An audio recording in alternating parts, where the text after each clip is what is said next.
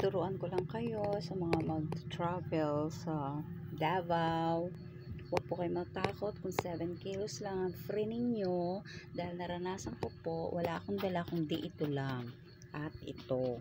Ang laman po nito, mga personal na gamit ko at isang electric fan. Sa akin nakita po, base po sa akin nakita, pwede ka pong magdala hanggat hindi malalaki ang bag, hanggat kaya mo, basta wag malaking bag.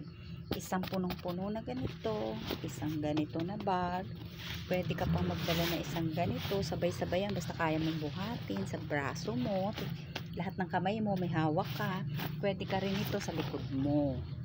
Basta kaya nyo magdala, pwede ka magpitpit ng mga kahit anong mga bag-bag pa, mga plastic bag, pwede. Kaya huwag ko kayo magtatakot mag-travel. Ganyan po pala, pwede ka magdala nito sa isang kamay, ganito sa isang likod, may maliit ka pa nito at isa nito, at pwede ka pa magdala ng extra nito. Okay? Happy travel!